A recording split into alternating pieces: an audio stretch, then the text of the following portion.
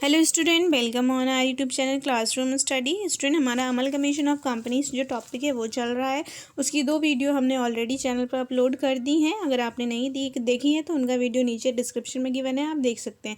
First video में हमने बात की थी परचेज कंसिडरेशन क्या होता है, उसको कैसे कैलकुलेट करती है, क्या मेथड से। सेकेंड वीडियो में हमने बात की थी कि entries in the books of purchasing company, entries in the books of transferee company क्या एंट्रीज होती हैं। आज की वीडियो में हम बात करने वाले हैं entries in the books of vendor company, also called transferor company. Okay, transferor company होगा, ट्रांसफरी कंपनी नहीं होता।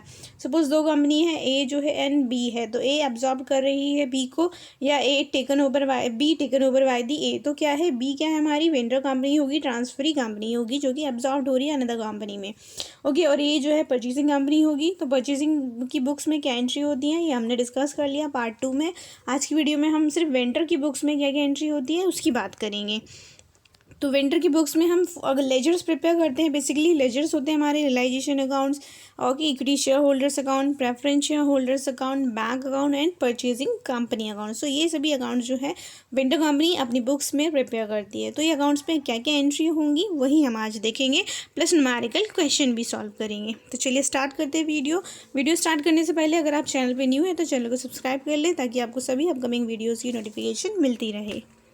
ओके, ये देखिए, ये सभी लेजर्स बनाने हैं हमें in the books of transferor company, also called vendor company. First है realisation account, equity share holders account, preference share holders account. अगर ये भी है preference share holder vendor company के पास, तो अगर सिर्फ इक्विटी शेयर होल्डर है तो सिर्फ इक्विटी शेयर होल्डर्स बनेगा। बैंक अकाउंट बनेगा क्योंकि पेमेंट करते हैं। साथ ही ट्रांसफरी कंपनी मतलब परचेजिंग कंपनी का अकाउंट बनेगा। ओके, तो जैसे आपने डिसोल्यूशन ऑफ पार्टनरशिप किया था वहाँ पर बनाते हैं ना हम रियलाइजेशन अकाउंट्स और पार्टनर्स कैपिटल अकाउंट। तो यहाँ पार्टनर्स तो नहीं होते हैं, क्या होते हैं कंपनी के केस में, शेयर होल्डर्स होते हैं, इसलिए शेयर होल्डर्स अकाउंट बनेगा। और नेक्स्ट बैंक अकाउंट बनाते थे जिसके थ्रू की पेमेंट करते थे सभी शेयर होल्डर्स को, सभी पार्टनर्स को और लायबिलिटीज़ को। तो सेम यहाँ बैंक अकाउंट बनाएंगे जिसमें हम पेमेंट करेंगे शेयर होल्डर्स को और अदर लायबिलिटीज़ को। ओके, ट्रांसफरी कंपनी अकाउंट की जो वेंडर कंपनी है उसको ट्रांसफरी कंपनी में क्या क्या इन्वेस्टमेंट मिल रहा है, उसके शेयर होल्डर्स को कितनी होल्डिंग मिल रही है, साथ ही ट्रांसफरी कंपनी वेंडर कंपनी की कौन सी एसेट्स को टेक ओवर कर रही है, कौन सी लायबिलिटीज़ को टेक ओवर कर रही है, ये सब रिकॉर्ड करने के लिए। ओके, तो चलिए स्टार्ट करते हैं। फर्स्ट हमारा रियलाइजेशन अकाउंट कैसे प्रिपेयर होगा। ये हमारा रियलाइजेशन अकाउंट है। फर्स्ट अकाउंट जो हमें प्रिपेयर करना होता है दैट इज़ रियलाइजेशन अकाउंट। तो रियलाइजेशन अकाउंट में डेबिट साइड में क्या लिखेंगे आप और क्रेडिट साइड में क्या लिखेंगे। सबसे पहले डेबिट साइड में आप ट्रांसफ़र करेंगे ऑल एसेट्स, ठीक है। एसेट साइड में जो भी एसेट्स गिवन है वो सब ट्रांसफ़र करेंगे, वेदर फिक्स एसेट्स है, करंट एसेट्स है, इंटेंजिबल एसेट्स है, टेंजिबल एसेट्स है, वो सब ट्रांसफ़र करेंगे। किस वैल्यू पर ट्रांसफ़र करेंगे, बुक वैल्यू पर। बुक वैल्यू मतलब बैलेंस शीट में जो प्राइस गिवन है उसी वैल्यू पर। बट कोई भी फिक्टिशियस एसेट्स अगर कोई है ना वो ट्रांसफ़र नहीं करेंगे। फिक्टिशियस एसेट्स कोई भी कौन से होते हैं, जो प्रिलिमिनरी एक्सपेंसेस होते हैं ना उनको ट्रांसफ़र नहीं करेंगे। देन क्रेडिट साइड में आप लायबिलिटीज़ ट्रांसफ़र करेंगे, जो भी लायबिलिटी है like provision for doubtful debts, other liability like debentures, loan, creditors, bills payable, outstanding, और कोई भी डिविजिबल फंड है वो ट्रांसफ़र करेंगे। ओके, सो ये सब आपने ट्रांसफ़र करना है। उसके बाद कोई भी एक्सपेंसेस जो कि वेंडर कंपनी खुद पे कर रही है, ओके, कोई भी एक्सपेंसेस जिसका बर्डन जो है वेंडर कंपनी खुद बियर कर रही है उनको आप लिखेंगे यहाँ पर पेमेंट करेंगे टू बैंक। रियलाइजेशन एक्सपेंसेस अगर परचेजिंग कंपनी बियर कर रही है तो इस एक्सपेंसेस की एंट्री परचेजिंग कंपनी की बुक्स में होगी, क्योंकि अब यहाँ पर वेंडर कंपनी अगर कर रही है तो इसलिए यहाँ पर लिखेंगे आप टू बैंक रियलाइजेशन एक्सपेंसेस, या फिर कॉस्ट ऑफ एब्जॉर्प्शन भी इसको बोलते हैं।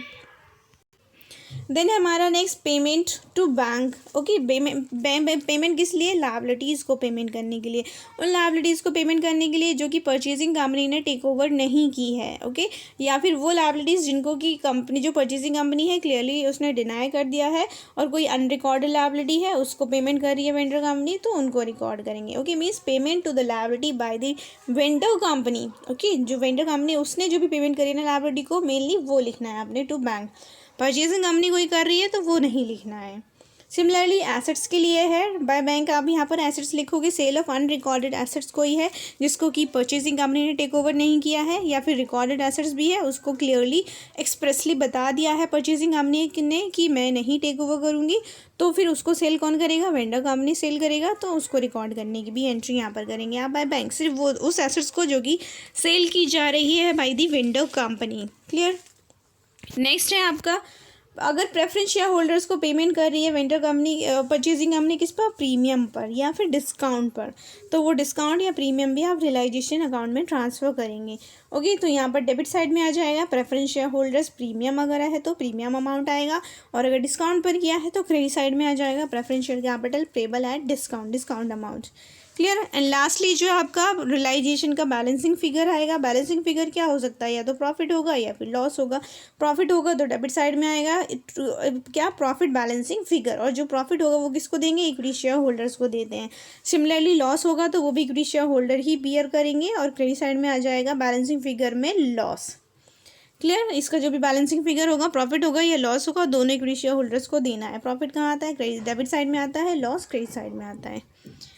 ओके, सो ये फर्स्ट अकाउंट है हमारा रियलाइजेशन अकाउंट, इसका आप स्क्रीनशॉट ले सकते हैं, लर्न कर सकते हैं। देन सेकंड अकाउंट हमारा प्रिपेयर होगा preference share holders account. Okay, preference share holders को पहले पेमेंट कर देना इक्विटी शेयर होल्डर्स से, तो इसलिए आप पहले प्रेफरेंस शेयर होल्डर्स ही बनाएंगे। तो प्रेफरेंस शेयर होल्डर्स में क्या होगा, पहले तो यहाँ पर लिखेंगे क्रेडिट साइड में प्रेफरेंस इक्विटी शेयर कैपिटल, जितना भी वेंडर कंपनी के पास है वो लिखेंगे आप। ओके, देन अगर जो कैपिटल है यहाँ पे सपोज 1 लाख अगर है तो 1 लाख को आप प्रीमियम पे कर रहे हैं या डिस्काउंट पे कर रहे हैं। अगर प्रीमियम पे कर रहे हैं तो प्रीमियम यहाँ पर ही आ जाएगा बाय रियलाइजेशन, या जो हमने रियलाइजेशन में ट्रांसफ़र किया था अभी, और डिस्काउंट पे कर रहे हैं तो डिस्काउंट को डेबिट में लिखेंगे टू रियलाइजेशन डिस्काउंट अमाउंट। और देन बाकी जो बचा हुआ है उसको पेमेंट कर रहे हैं अगर कैश में, कैश कुछ पेमेंट किया जा रहा है तो टू बैंक हो जाएगा। प्रेफरेंस शेयर के बदले प्रेफरेंस शेयर दे रहे हैं तो 2 प्रेफरेंस शेयर हो जाएंगे। प्रेफरेंस शेयर के बदले अगर इक्विटी शेयर्स दे रहे हैं तो 2 इक्विटी शेयर कैपिटल आ जाएगा।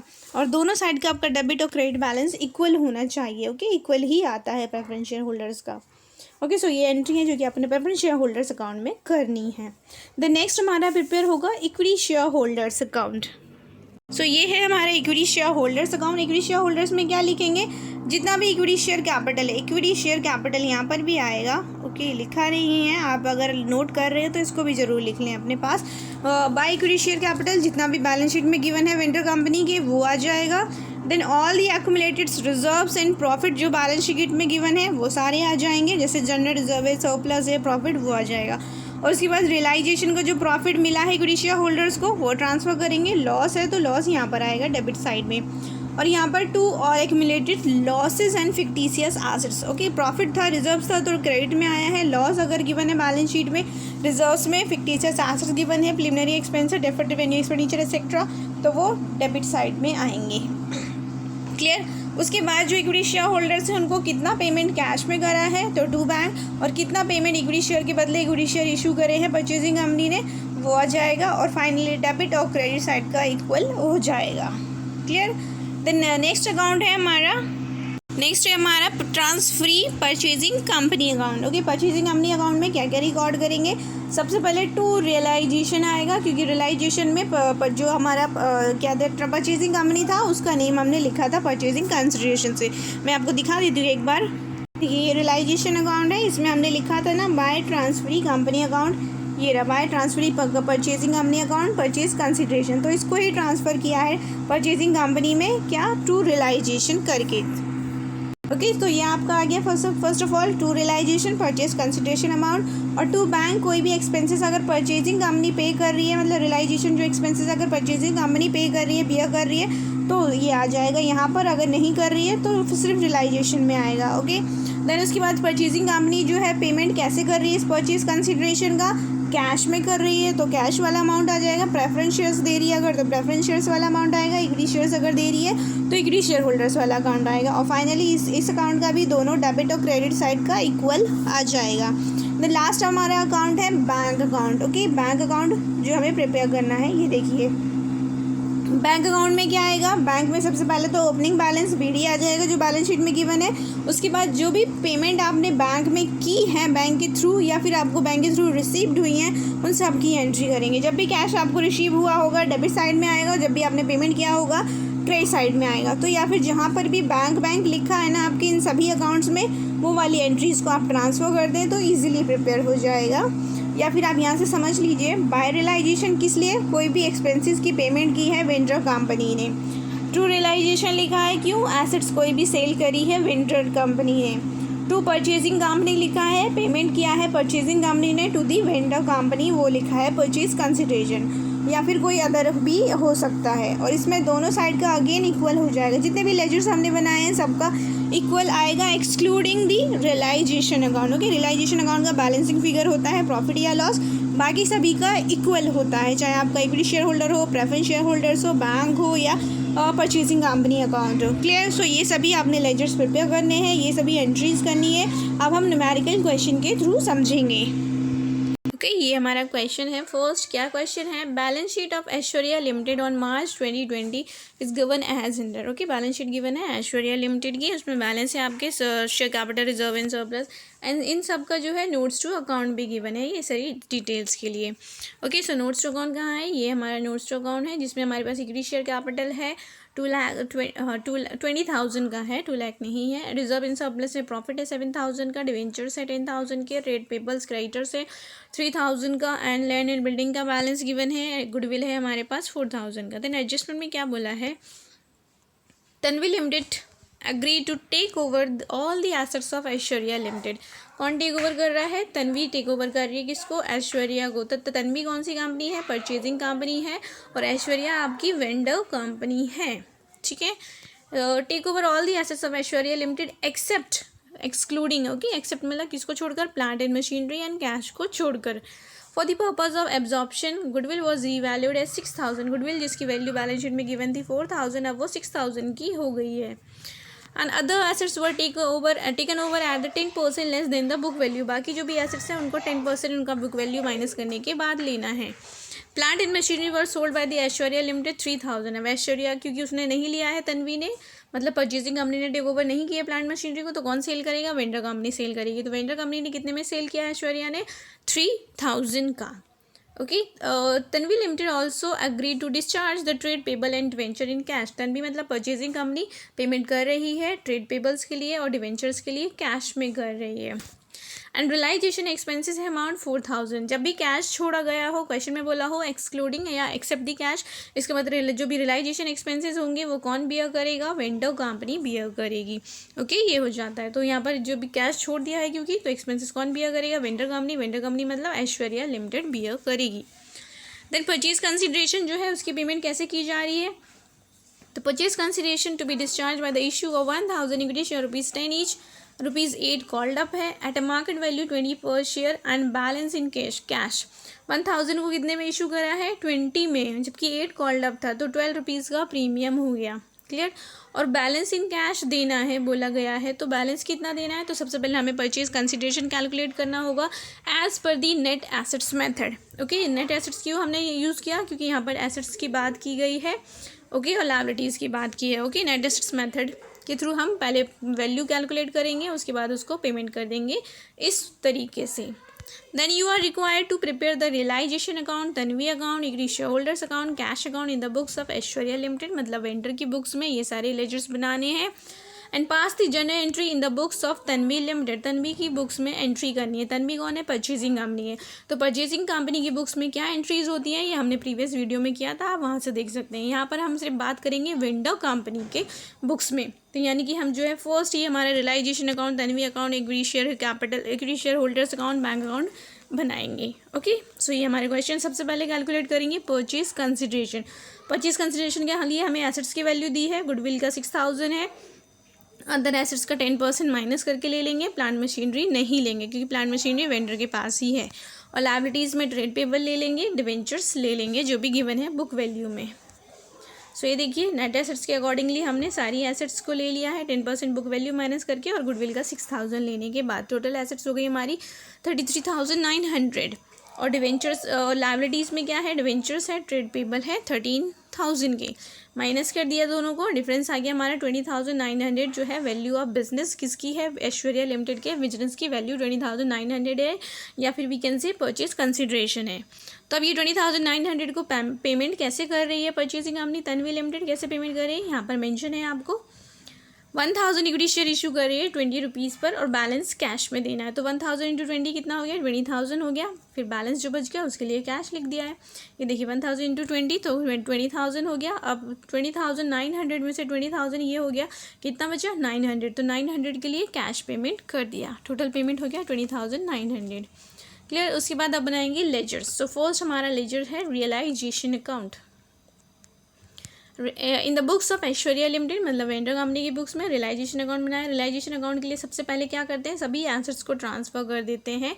ओके, सभी एसेट्स को, बट एक्सक्लूडिंग दी कैश, क्योंकि कैश जो है उसने नहीं लिया है। बट आपके क्वेश्चन में माइंड में क्वेश्चन होगी प्लांट मशीनरी भी तो नहीं लिया है, तो प्लांट मशीनरी क्योंकि यहाँ पर सेल किया जाएगा ना, बाद में सेल किया है इसलिए यहाँ पर ट्रांसफ़र किया। आप कैश को तो नहीं सेल करेंगे ना, इसलिए कैश और बोल दिया है, एक्सक्लूडिंग इसलिए नहीं लिया है। ओके, यहाँ पर एक क्वेश्चन में देख लो आप एक बार, यहाँ पे लिखा है ना except the plant machinery and cash, तो कैश नहीं लेंगे। फिर प्लांट मशीनरी क्यों लिया है, फिर क्योंकि प्लांट मशीनरी को आगे सेल किया गया है।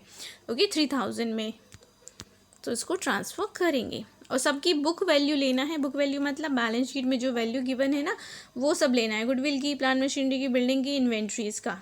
और देन यहाँ पर लायबिलिटी साइड में यहाँ पर ट्रांसफ़र करना है लायबिलिटीज़ को। डिवेंचर गिवन है बुक वैल्यू में, बैलेंस शीट में 10,000 का, ट्रेड पेबल गिवन है 3000 का। उसके बाद परचेज कंसिडरेशन जो कि तन्वी लिमिटेड को देना है। तन्वी लिमिटेड से मतलब वेंडर कंपनी ऐश्वर्या को मिलेगा, कितना मिलेगा परचेज कंसिडरेशन, 20,900। क्लियर। अब जो बैंक में सेल किया है प्लांट मशीनरी को वेंडर कंपनी ने, ऐश्वर्या ने खुद ने सेल किया है, कितने में सेल किया, 3000 में बाय बैंक हो जाएगा। एंड रियलाइजेशन एक्सपेंसेस कौन बियर कर रहा है, वेंडर कंपनी, मतलब ऐश्वर्या खुद ही बियर कर रही है, तो इसलिए टू बैंक यहाँ पर एक्सपेंसेस आ गया 4000 का। और बैलेंसिंग फिगर में हमारा लॉस आया है जो कि इक्विटी शेयर होल्डर अकाउंट में ट्रांसफ़र कर देंगे 6100 का। क्लियर। तो सबसे पहले रियलाइजेशन में सभी एसेट्स को ट्रांसफ़र करेंगे और लायबिलिटीज़ को ट्रांसफ़र करेंगे। देन परचेज कंसिडरेशन के लिए परचेजिंग कंपनी का नेम लिखकर परचेज कंसिडरेशन आएगा। और जो भी एसेट्स वेंडर कंपनी ने खुद ने सेल की हैं बस वही सेल होगी। और जिन भी एक्सपेंसेस के लिए वेंडर कंपनी ने पेमेंट किया है उनके लिए टू बैंक होगा, या जो भी लायबिलिटीज़ के लिए पेमेंट किया है वेंडर कंपनी ने उनके लिए होगा। और बैलेंसिंग फिगर में लॉस आया है, लिख दिया। प्रॉफिट होता तो डेबिट साइड में होता। देन नेक्स्ट अकाउंट बनाना है हमें equity share holders account. Preference तो नहीं है, इक्विटी ही है, तो इक्विटी शेयर होल्डर अकाउंट बनाना है। इक्विटी शेयर होल्डर में इक्विटी शेयर कैपिटल कितना है कंपनी के पास में, ये बैलेंस शीट से पता चलेगा। आप बैलेंस शीट में देख लेते हैं, ये है बैलेंस शीट नोट्स अकाउंट में डिटेल। इक्विटी शेयर है कंपनी के पास 20,000 का। ओके, 20,000 का इक्विटी शेयर कैपिटल है। और प्रॉफिट एंड लॉस में सरप्लस गिवन है आपका 7,000 का। ओके, तो इन दोनों को ट्रांसफ़र कर देंगे इक्विटी शेयर कैपिटल अकाउंट में। यहाँ पर देख लीजिए, ये रहा। थर्ड क्या है हमारा, शेयर कैपिटल में 20,000 लिखा है और रिजर्व एंड सरप्लस में 7,000 का प्रॉफिट भी गिवन है। और यहाँ पर उसने रियलाइजेशन का लॉस जो 6100 बियर किया है, ये वाला लॉस, उसको ट्रांसफ़र कर दिया यहाँ पर थ्रू रियलाइजेशन में। और अब पेमेंट कैसे कर रही है कंपनी, परचेजिंग कंपनी इसके लिए इतने अमाउंट के लिए पेमेंट कैसे करेगी, 20,000 के उसने इक्विटी शेयर्स दिए हैं और बैलेंस जो बचा था 900 उसको कैश में पेमेंट किया है। क्लियर। और दोनों साइड का हमारा डेबिट और क्रेडिट जो है इक्वल हो गया 27,000। द नेक्स्ट अकाउंट बनाएंगे हम तन्वी अकाउंट। ओके, पहले परचेजिंग कंपनी का अकाउंट बना लें, उसके बाद बैंक अकाउंट बनाएं तो ईजी रहता है। तो बैंक तन्वी को मतलब परचेजिंग कंपनी को टोटल पेमेंट कितना कर रही है परचेजिंग कंपनी, 20,900 का। ये आपने रियलाइजेशन में भी लिखा था, यहाँ पर रियलाइजेशन में देख लो फिर से, ये देखो रियलाइजेशन में लिखा था तन्वी 20,900, तो यहाँ पर क्या हो जाएगा तन्वी में, टू रियलाइजेशन 20,900 परचेज कंसिडरेशन वाला अमाउंट। अब इस परचेज कंसिडरेशन 20,900 का तन्वी पेमेंट कैसे कर रही है, इक्विटी शेयर्स दे रही है 20,000 का और बैलेंस 900 कैश में दिया था। ओके, तो डेबिट एंड क्रेडिट इक्वल हो गया 20,900। देन बैंक अकाउंट बनाएंगे। बैंक अकाउंट में सबसे पहले क्या आता है, ओपनिंग बैलेंस जो भी बैलेंस शीट में गिवन है। ओके, बैलेंस शीट से चेक कर लेते हैं बैंक का बैलेंस कितना गिवन है हमारे पास। ये है बैलेंस शीट और यहाँ पर लास्ट में आप देख सकते हैं कैश एंड कैश इक्विवेलेंट लिखा हुआ है कितना, 1000। तो ये हमारा ओपनिंग बैलेंस हो गया। और उसके बाद जो भी ट्रांजैक्शन हुई है बैंक के थ्रू या कैश के थ्रू वो आएंगे आपके। तो क्या हुआ, सबसे पहले ओपनिंग बैलेंस हो गया, उसके बाद तन्वी से रिसीव्ड हुआ था ना 900 वो लिखा है। और उसके बाद मशीनरी सेल की है वेंडर कंपनी ने रियलाइजेशन अकाउंट में 3000 वो लिखा है। और रियलाइजेशन अकाउंट में ही एक्सपेंसेस पे किए हैं वेंडर कंपनी ने, ऐश्वर्या ने 4000 के वो लिखा है। और इक्विटी शेयर होल्डर को फाइनली पेमेंट कर दिया, ये जो 900 मिला था तन्वी से 900 वो पेमेंट कर दिया। तो हमारा हो गया दोनों साइड इक्वल 4900 बैंक का। क्लियर। सो ये सब लेजर्स हैं जो हमें प्रिपेयर करने हैं इन the books of vendor company. Okay. क्या परचेसिंग कंपनी की बात नहीं करेंगे, वो हमने ऑलरेडी कर लिया, तो आप उसको देखकर समझ लें एक बार। नेक्स्ट क्वेश्चन करते हैं।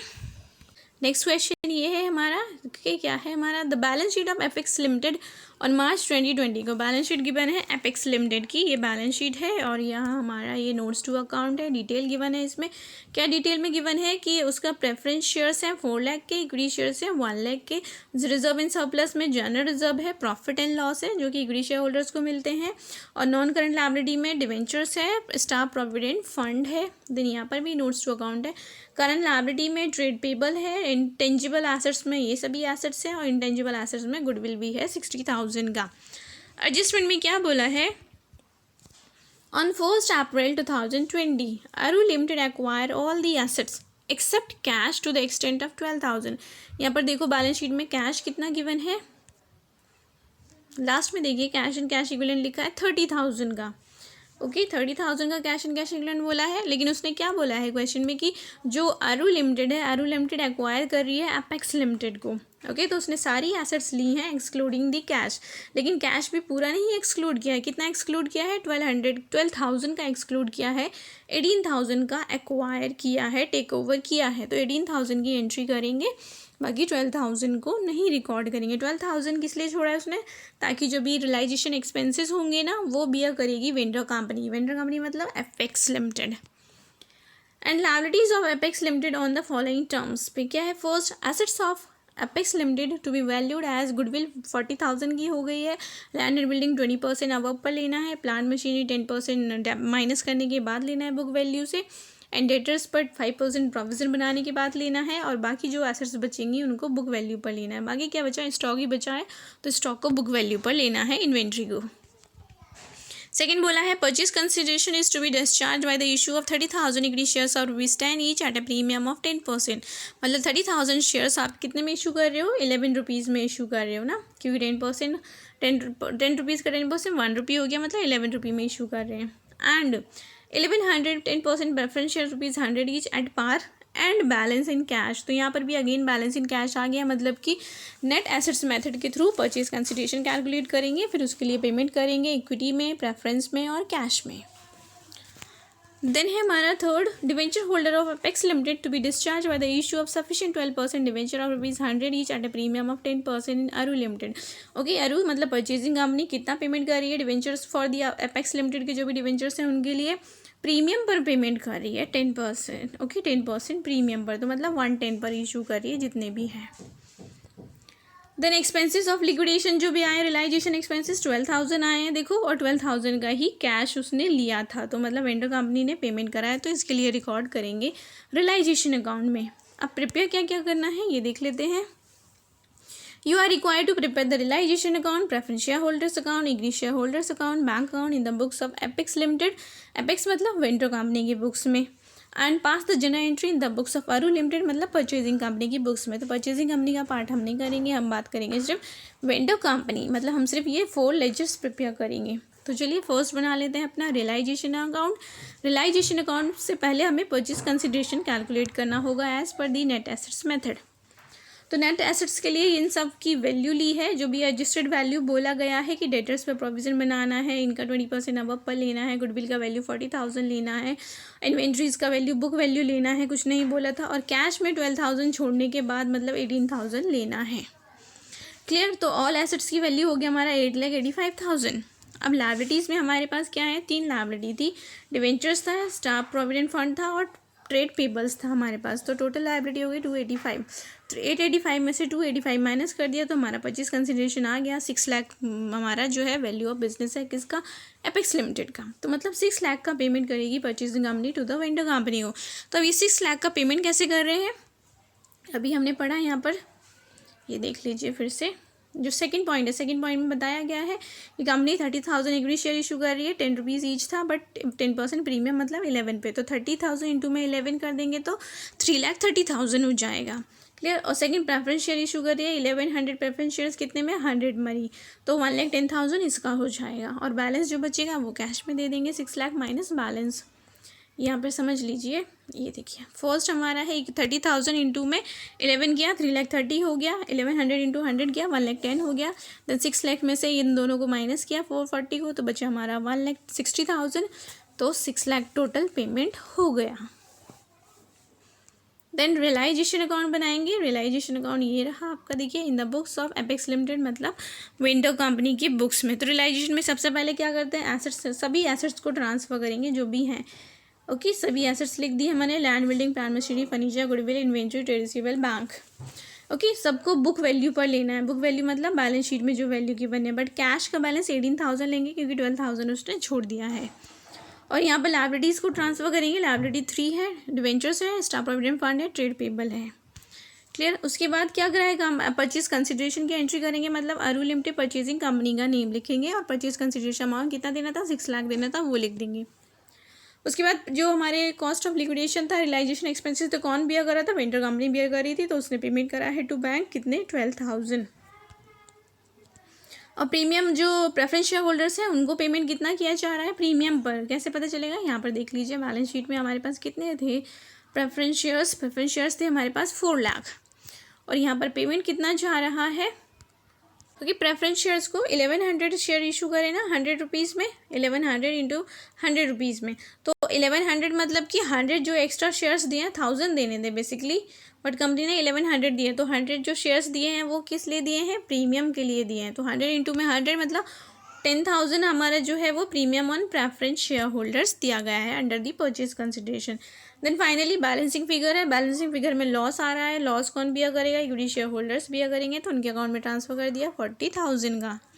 ओके, नाउ हम प्रिपेयर करेंगे प्रेफरेंस शेयर होल्डर्स अकाउंट, क्योंकि प्रेफरेंस शेयर होल्डर्स को पहले पेमेंट कर दें। तो प्रेफरेंस शेयर है कितने हमारे 1 लाख के हैं, और पे उनका 10,000 प्रीमियम पे दे रहे हैं, तो टोटल पेमेंट कर दिया 1,10,000 का।